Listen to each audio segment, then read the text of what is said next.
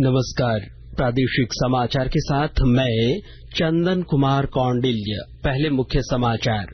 विश्व पर्यावरण दिवस पर झारखंड समेत देश भर में कई कार्यक्रमों का आयोजन। प्रधानमंत्री ने कहा, भारत जलवायु परिवर्तन और पर्यावरण संरक्षण के क्षेत्र में एक स्पष्ट रोड मैप के साथ बढ़ रहा है आगे। भाजपा विधायक दल के नेता बाबूलाल मरांडी ने रांची की तरह देवघर में भी जमीन घोटाले का लगाया आरोप। सीबीआई और प्रवर्तन निदेशालय से जांच का किया आग्रह। केंद्रीय शिक्षा मंत्रालय ने जारी की टॉप विश्वविद्यालयों और संस्थानों की NIRF ranking. IIT ISM Dhanbad को मिला 42वां रैंक। बालू के अवैध कारोबार से जुड़े मामले में धनबाद और हजारीबाग के कई कारोबारियों के ठिकाने पर ईडी ने की छापेमारी, कई दस्तावेज जब्त। और पीएलएफआई सुप्रीमो दिनेश गोप की फिर बढ़ी रिमांड, एक दिन और पूछताछ करेगी एनआईए। वहीं निलंबित आईएएस पूजा सिंघल की न्यायिक हिरासत 15 जून तक बढ़ी। और अब समाचार विस्तार से। झारखंड समेत देश भर में आज विश्व पर्यावरण दिवस पर कई कार्यक्रमों का आयोजन किया गया। पर्यावरण संरक्षण को लेकर केंद्र सरकार द्वारा शुरू किए गए मिशन लाइफ के थीम पर कार्यक्रमों का आयोजन किया गया। इस अवसर पर नई दिल्ली में विशेष कार्यक्रम आयोजन हुए। इस दौरान प्रधानमंत्री नरेंद्र मोदी ने अपने वीडियो संदेश में कहा कि भारत अपने विकास के लिए किसी अन्य क्षेत्र की तरह ही बड़े पैमाने पर पर्यावरण संरक्षण पर ध्यान केंद्रित कर रहा है। उन्होंने कहा कि 21वीं सदी में भारत जलवायु परिवर्तन और पर्यावरण संरक्षण के स्पष्ट रोड मैप के साथ आगे बढ़ रहा है। पर्यावरण को लेकर बस ये सोच थी, पहले हम अपने देश का विकास कर लें, फिर बाद में पर्यावरण की भी चिंता करेंगे। इससे ऐसे देशों में विकास के लक्ष्य तो हासिल कर लिए गए, लेकिन पूरे विश्व के पर्यावरण को उनके विकसित होने की कीमत चुकानी पड़ी। आज भी दुनिया के विकासशील और गरीब देश कुछ विकसित देशों की गलत नीतियों का नुकसान उठा रहे हैं। कोई देश नहीं था। मुझे खुशी है कि आज भारत ने ऐसे हर देश के सामने क्लाइमेट जस्टिस का सवाल उठाया है। इस अवसर पर केंद्रीय वन एवं पर्यावरण मंत्री भूपेंद्र यादव ने कहा कि विकास और पर्यावरण को साथ लेकर भारत चल रहा है। उन्होंने पर्यावरण संरक्षण को लेकर केंद्र सरकार द्वारा किए जा रहे कार्यों का जिक्र किया। इस वर्ष विश्व पर्यावरण दिवस की थीम प्लास्टिक प्रदूषण हटाओ है। इधर राजधानी रांची समेत राज्य भर में विश्व पर्यावरण दिवस पर कई कार्यक्रमों का आयोजन किया गया। विश्व पर्यावरण दिवस पर रांची जिले के अनगढ़ा प्रखंड के बेती पैना पहाड़ में आयोजित एक कार्यक्रम में जनजातीय मामलों के केंद्रीय मंत्री अर्जुन मुंडा शामिल हुए। इस दौरान उन्होंने कहा कि प्रकृति के साथ जिस तरीके से गांव के किसान और जंगल में रहने वाले लोग निश्चल भाव से प्रकृति के संवर्धन और संरक्षण को उत्सव की तरह मनाते हैं, इस संदेश को दुनिया अगर समझ ले तो जलवायु परिवर्तन का संकट दुनिया में नहीं होगा। आदिवासी भी परंपरागत वन निवासी भी इसी के आदी है, लेकिन वैश्विक तरीके से बदलते हुए दुनिया में पर्यावरण एक चुनौती बन गया है। क्लाइमेट चेंज, जलवायु परिवर्तन दुनिया के लिए, मानव समाज के लिए चिंता का विषय बन रहा है। दुनिया में चिंता की जा रही है, चर्चा की जा रही है और कैसे इसका रोकथाम हो, इस बारे में प्रयत्न किया जा रहा है। विश्व पर्यावरण दिवस पर राजधानी रांची के प्रोजेक्ट भवन में राज्य सरकार की ओर से एक कार्यक्रम का आयोजन किया गया। इस मौके पर कृषि मंत्री बादल ने कहा कि झारखंड एक आदिवासी बहुल क्षेत्र है, जहां पर्यावरण को संरक्षण देना प्राथमिक जिम्मेदारी है। उन्होंने कहा कि मुख्यमंत्री हेमंत सोरेन की अध्यक्षता में पर्यावरण को कैसे बचाया जा सके, उस दिशा में सरकार की ओर से लगातार कार्य किए जा रहे हैं। उधर सिमडेगा, कोडरमा, साहेबगंज, गोड्डा, जामताड़ा, पूर्वी तथा पश्चिमी सिंहभूम, गिरिडीह और रामगढ़ समेत अन्य जिलों में भी इस अवसर पर कई कार्यक्रमों का आयोजन किया गया। रेलवे सुरक्षा आयुक्त शैलेश कुमार पाठक ने ओडिशा के बाहानगा स्टेशन जाकर सिग्नल और नियंत्रण कक्ष का दौरा किया। इस दौरान श्री पाठक ने कहा कि जांच चल रही है और जांच के बाद ही दुर्घटना के वास्तविक कारणों का पता चल पाएगा। सूत्रों के अनुसार बाहानगा बाजार के सहायक स्टेशन मास्टर से कई घंटों तक मामले में पूछताछ की गई।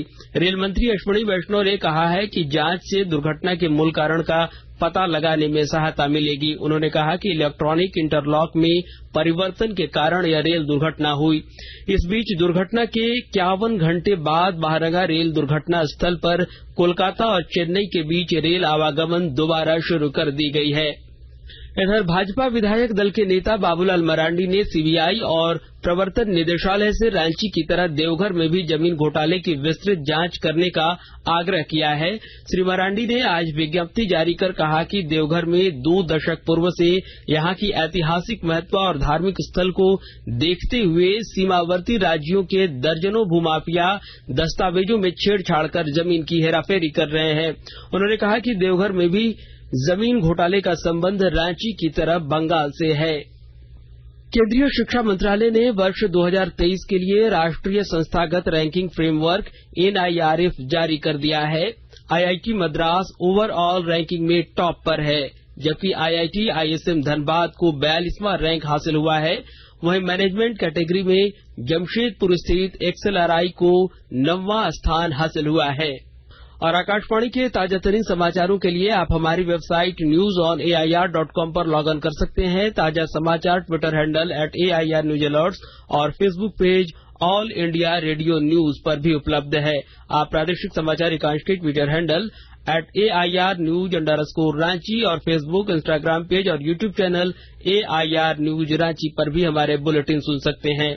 प्रादेशिक समाचार आप आकाशवाणी रांची से सुन रहे हैं। बालू के अवैध कारोबार से जुड़े मामले में आज धनबाद और हजारीबाग के कई कारोबारियों के ठिकानों पर ईडी ने छापेमारी की है। धनबाद में जिन 5 लोगों के यहां छापेमारी की गई उनमें जगनारायण सिंह, पूंज सिंह, टीपी सिंह, मनोज सिंह और सुरेंद्र जिंदल शामिल हैं। इधर हजारीबाग में बालू कारोबारी संजय सिंह के ठिकानों पर भी ईडी की टीम ने छापेमारी की। ईडी की 5 सदस्यीय टीम ने संजय सिंह के मिशन रोड स्थित आवास को सील कर दिया और तलाशी शुरू की। इस दौरान ईडी की टीम ने कई महत्वपूर्ण दस्तावेजों को जब्त किया है, जिसकी जांच की जा रही है। अवैध बालू कारोबार का यह मामला बिहार के औरंगाबाद से जुड़ा हुआ है। और झारखंड राज्य सहकारी बैंक की अध्यक्ष विभा सिंह ने सिमडेगा में विभागीय पदाधिकारियों के साथ बैठक कर आवश्यक दिशा निर्देश दिया। विस्तृत ब्यौरा दे रहे हैं हमारे संवाददाता। झारखंड राज्य सहकारी बैंक की अध्यक्ष विभा सिंह ने सिमडेगा में पदाधिकारियों के साथ बैठक कर उन्हें आवश्यक दिशा निर्देश दिए। उन्होंने सहकारी बैंक के ग्राहकों को बेहतर बैंकिंग सुविधा उपलब्ध कराने, बैंक में NPA कम करने और जमा राशि बढ़ाने पर जोर दिया। कहा कि इसके लिए राज्य सरकार और नाबार्ड से सहयोग लिया जा रहा है। अध्यक्ष ने बैंक से अधिक किसानों को किसान क्रेडिट कार्ड की सुविधा देने की बात कही। यह भी कहा कि राज्य सरकार के कर्मियों के सैलरी अकाउंट भी सहकारी बैंक में हो, इसके लिए राज्य सरकार से वार्ता की जा रही है। मनोज कुमार सिन्हा, मनु, आकाशवाणी समाचार, सिमडेगा।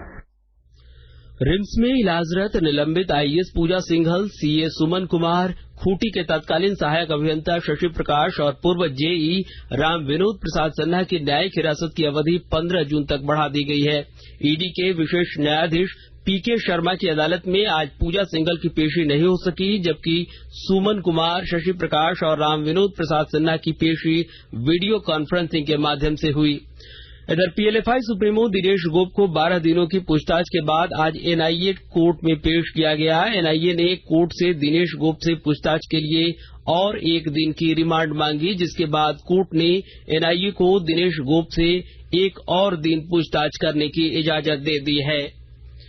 पश्चिमी सिंहभूम जिले के टोटो थाना क्षेत्र से पुलिस ने विस्फोटक सामग्रियों के साथ 2 संदिग्ध नक्सलियों को गिरफ्तार किया है। जगन्नाथपुर के अनुमंडल पुलिस पदाधिकारी इकिर डुंडुंग ने बताया कि गिरफ्तार संदिग्धों के पास से 35 पीस डेटोनेटर और 5 पीस जिलेटिन समेत अन्य विस्फोटक सामग्रियां बरामद की गई है। श्री डुंगडुंग ने बताया कि उनके विरुद्ध विभिन्न धाराओं में मामला दर्ज कर उन्हें जेल भेज दिया गया है।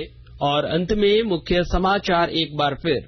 विश्व पर्यावरण दिवस पर झारखंड समेत देश भर में कई कार्यक्रमों का आयोजन। प्रधानमंत्री ने कहा, भारत जलवायु परिवर्तन और पर्यावरण संरक्षण के क्षेत्र में एक स्पष्ट रोड मैप के साथ बढ़ रहा है आगे। भाजपा विधायक दल के नेता बाबूलाल मरांडी ने रांची की तरह देवघर में भी जमीन घोटाले का लगाया आरोप। CBI और प्रवर्तन निदेशालय से जांच का किया आग्रह। केंद्रीय शिक्षा मंत्रालय ने जारी की टॉप विश्वविद्यालयों और संस्थानों की NIRF ranking. IIT ISM Dhanbad को मिला 42वां रैंक। बालू के अवैध कारोबार से जुड़े मामले में धनबाद और हजारीबाग के कई कारोबारियों के ठिकानों पर ईडी ने की छापेमारी, कई दस्तावेज जब्त और PLFI सुप्रीमो दिनेश गोप की फिर बढ़ी रिमांड, 1 दिन और पूछताछ करेगी NIA। वहीं निलंबित IAS पूजा सिंघल की न्यायिक हिरासत 15 जून तक बढ़ी। इसके साथ ही आकाशवाणी रांची से प्रादेशिक समाचार का यह बुलेटिन समाप्त हुआ। नमस्कार।